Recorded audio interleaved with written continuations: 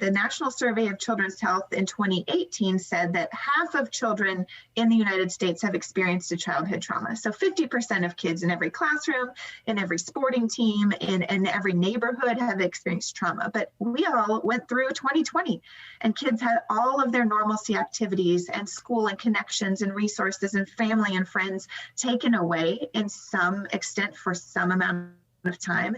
And so now I would suggest that every single child in the United States has experienced at least micro trauma.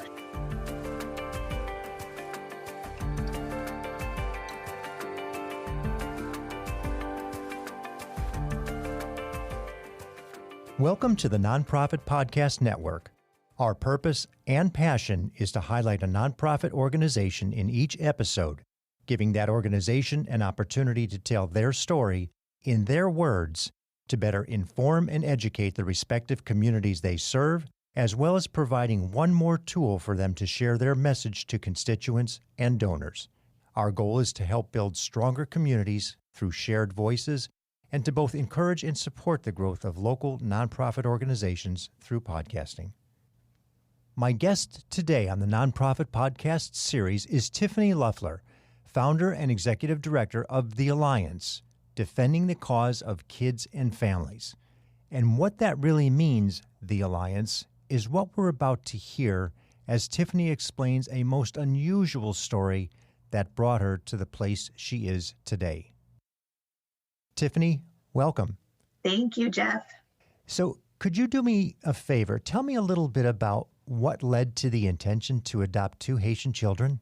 Absolutely. Well, I grew up in an amazing family where my parents have been married for over 40 years and just had a really enjoyable and memorable childhood. And when I realized that other kids didn't have that, it just shifted something in me to know that I'd really like to adopt. That was plan A for my husband and I.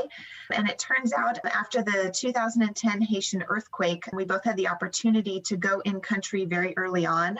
And we were supporting people in tent communities. And my husband got to go back to Haiti and was doing food distribution to orphanages. And that's where he ended up meeting our kids. So adoption had already been on the table and in conversations early in our married life, and then just really fell in love with our two kids when they were very little. Well, that's an incredible story, and certainly one that not very many people can tell. Yes, it's been a unique experience by far.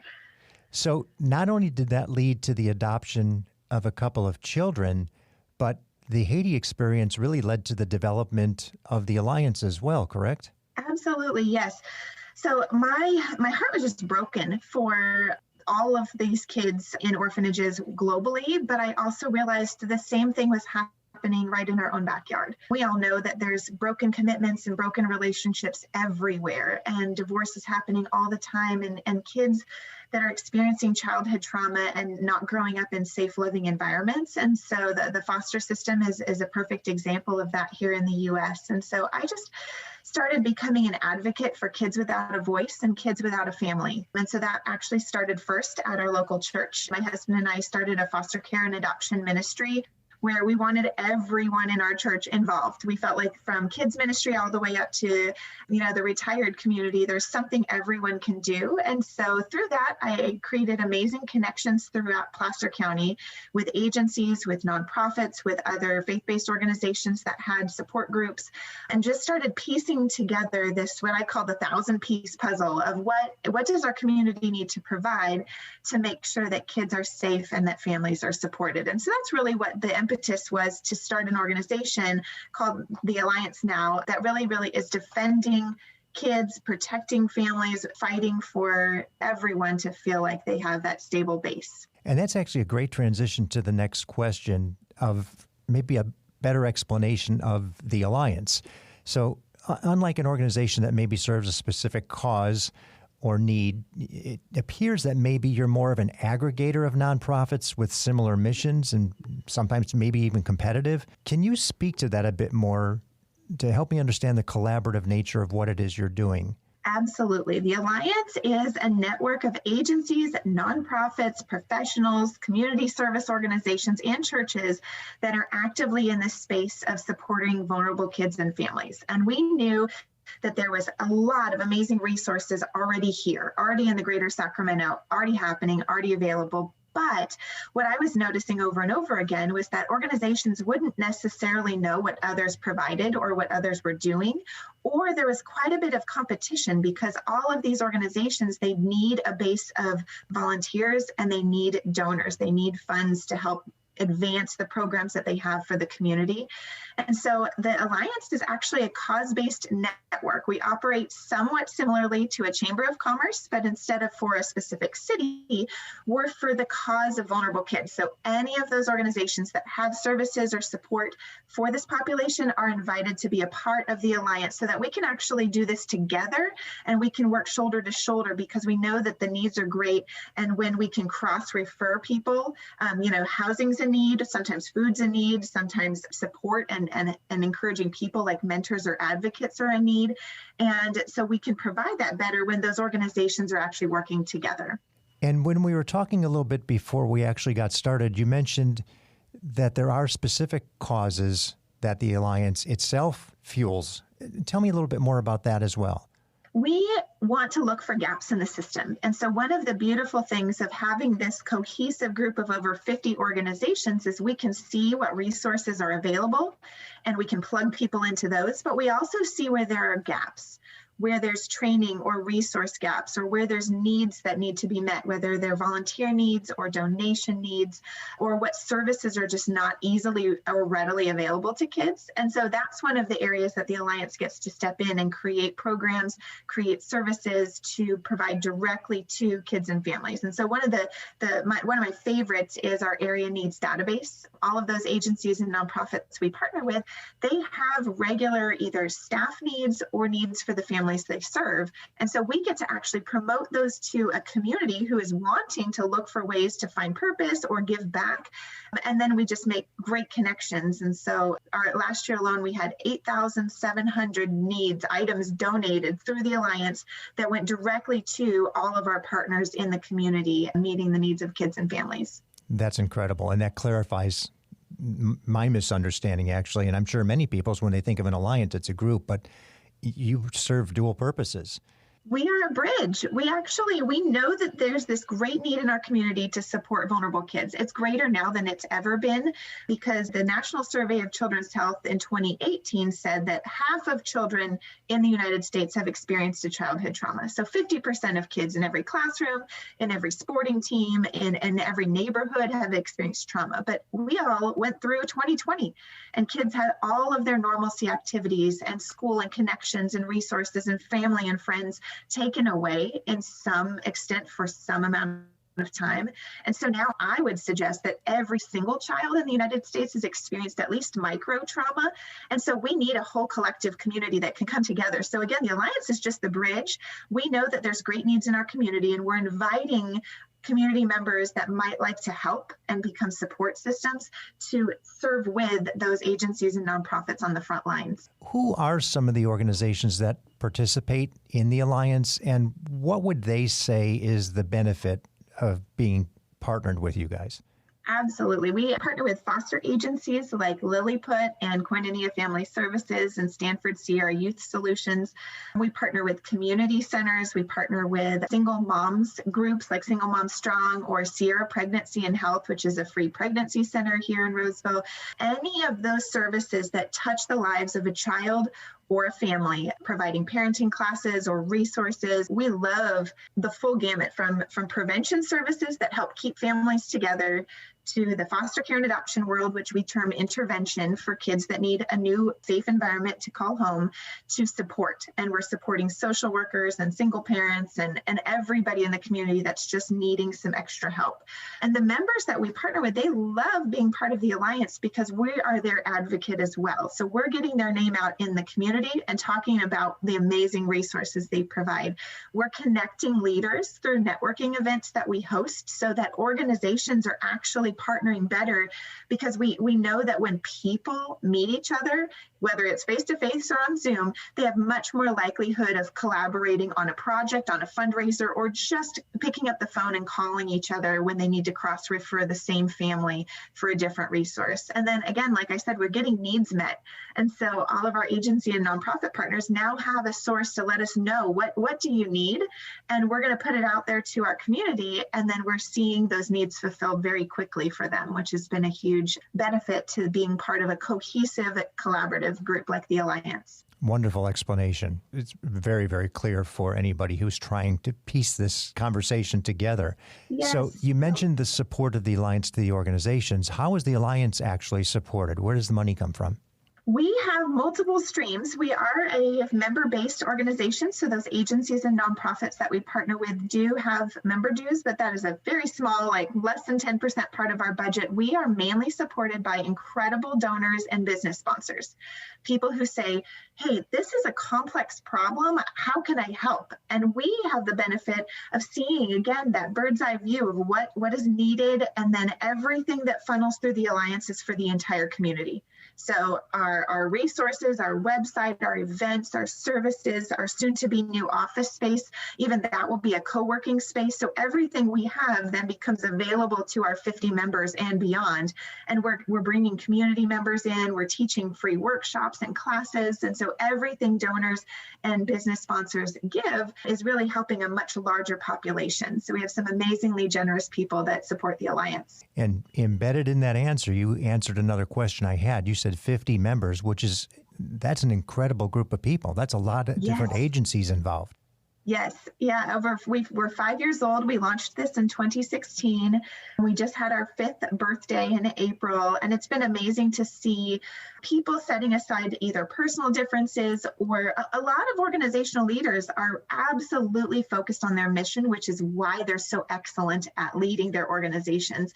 And so we're just asking for them to expand their vision just enough to see what's going on right around them, and inviting them into those collaborative conversations. We just hosted a think tank this week for a nonprofit that would like to start a sports program for foster youth, but they don't know anything about the foster care system.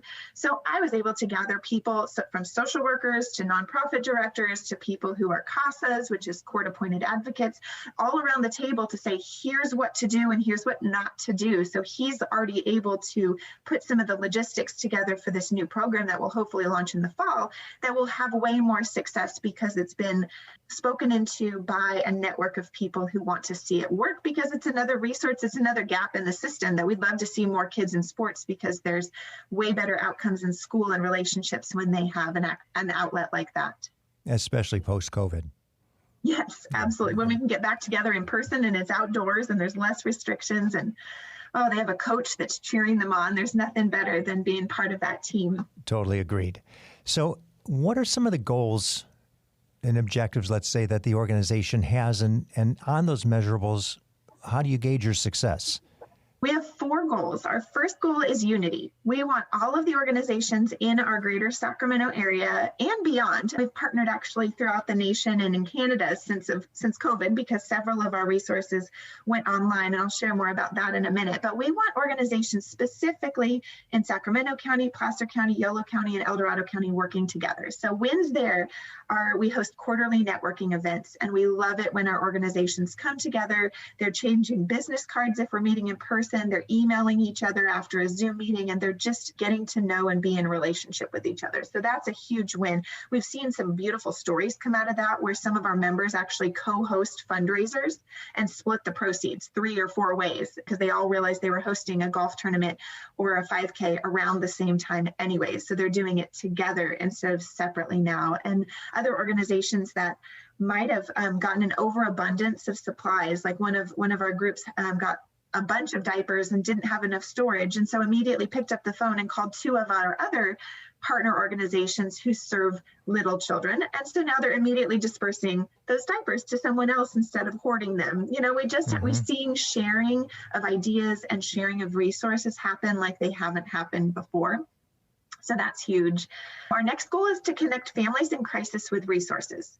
We know that a family in crisis cannot even fathom the amount of information that's out there on the internet of where to go and what to do and who to talk to. And sometimes it just becomes so overwhelming. And so families in crisis can contact us if they are in need of a counselor, if they're in need of a housing program, if they're in need of resources for their kids. And we can plug them in with all of the organizations that we actually know personally and send those personalized introductions or the personalized phone call that connects them right with the resource manager or the operations manager at those organizations, as opposed to just, sending a website link. And so we just feel like those hand-holding opportunities when someone's in crisis, we've all had crises of our own, and we want somebody to just walk through it with us. And so we're doing that for families in our community. Next, we know that serving vulnerable populations is challenging. Parenting my own kids has posed its unique situations and challenges because of their past trauma, and the same is true for kids in the foster system. And so we equip individuals and groups who want to serve this population. We know that there's some extra special tools and parenting strategies and resources that can be used. So we actually have workshops that we teach in person.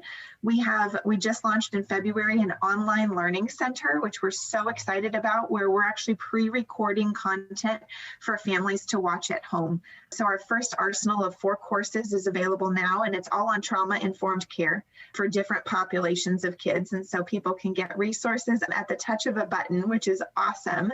Our next and our final goal is mobilization. We feel like the whole community could do something to help kids and families. And so what does that look like? So some people will call us up and say, hey, I want to help, but I don't know where I fit. And so then we have questions and conversation with them about what their availability is and what group of kids they like to work with and what, maybe what skill sets or job experience they have that could be really beneficial. And so we're helping plug volunteers in with the right organization that really fits their talents. We also mobilize people through that area needs database. Like I mentioned, we had a huge group of people serving from home during COVID because they were just meeting needs at the click of a button.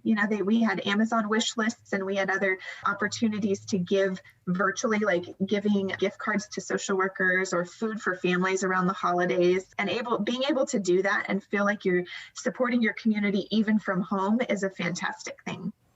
Well, if there was any doubt that the organization itself versus its alliance of organization gets involved, I think you clearly laid that out. It was a wonderful, wonderful description. What sort of events that you provide have changed as a result of COVID, and how do you execute them differently now that we're coming out of the COVID pandemic? Yes, we host 3 large-scale annual events, and I'm so proud of our team and our network of organizations because we didn't cancel anything last year. We knew the needs in our community were higher than ever, and so we didn't want to take a step back because distance and virtual challenges were readily apparent. We said we need to step up and to step into those spaces even more. So our first and my very favorite event of the year is called A Night to Celebrate. And that's where we actually honor all of the organizational leaders at those agencies, nonprofits, and community-based service organizations. In 2020, we actually got to host it in person because it was right before the pandemic. But this year, when 2021 kicked off, we didn't want to cancel that event because that's where so many collaborative conversations start during the year. So we hosted a virtual dessert and literally delivered to people's doorsteps, like their Starbucks gift card and their real, beautiful dessert box of their, various goodies that they got. And then we brought them all together in a really fun Zoom event where they were in breakout rooms, and they do leader speed dating. They're literally saying what their organization does and what they do there and what their top goal is for this year so they can work together. So that was a really fun virtual event. We cannot wait to get back to in-person in 2022, but that event did not have to get canceled. Next, we host an annual childhood trauma conference. This is year 6 of this conference. And last year, we did have to host it virtually for the very first time. We had 200 people still attending the conference virtually because we made it on demand. It was available the day of the conference on Saturday, so people could watch from the comfort of their own home. But we made all of the sessions that we pre-recorded available for people to watch at their leisure afterwards. And so we also completely changed the topic. We have themes each year of what we focus on in childhood trauma, but last year's theme was chaos and disruption. because we were all experiencing chaos and disruption at home. So we're excited to kind of hybrid that model this year. We'll have some in-person opportunities to do watch parties. And so I think a lot of our member organizations will host the event live where people will be in the same room together, but we will technically pre-record and everything for the breakout so people can access it again like they did, because we had people attend from Arkansas and Texas and Canada, and it was so fun to get to provide resources for a larger base. And then our final event used to be called Standing Up for Kids and Families. It was a large-scale expo with hundreds of people where they would just come and meet all of our members. So it's kind of like just booths, and all of those agencies and nonprofits would get to share what they do and how people could partner with them. We knew we could not host a large-scale event like that in 2020, so we turned it into a 6-week campaign called Be a Difference Maker. And we outlined 22 ways that anyone in our community could be a difference for a child or a family in need. And that's where we just saw this massive response. And so we might be able to host an in-person kickoff event for that Be a Difference Maker campaign this year. We're navigating that now and waiting to see how, as COVID, the curve continues to flatten and people get vaccinated and can be together. We might host an in-person, but that 6-week campaign will never change. That we are going to be difference makers every year, especially going into the holidays for the kids and families in our community. So if there were one thing that you would like a listener to take away from the discussion, there's one thing that's an overriding, just empowering, engaging comment, phrase, sentence, what would you say?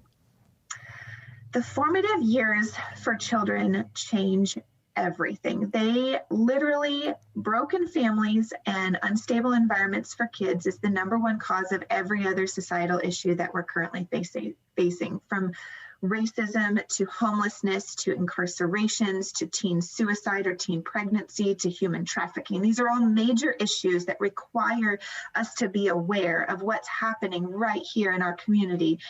But we need to go upstream as an entire group of people that care about our society, that care about our community. We need to go upstream and make sure kids have safe environments at a very early age. And it seems complex. The foster system has its own complexities, and meeting the needs of family in crisis can be inconvenient at the least and very challenging at the most.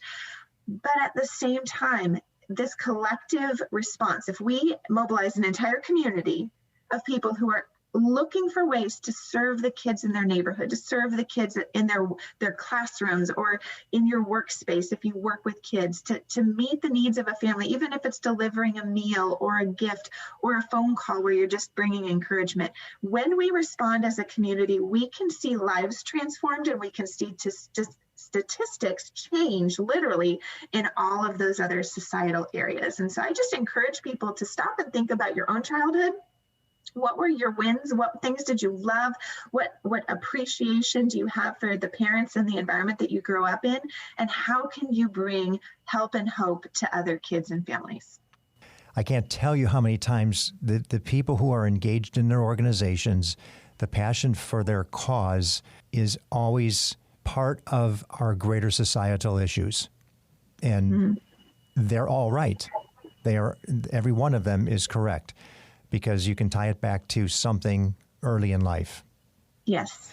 And I'm smiling a bit because the listener doesn't know that we're doing this in the morning, but I would say that you've had your cup of coffee, and your pace and passion and enthusiasm for what you're doing is so clear.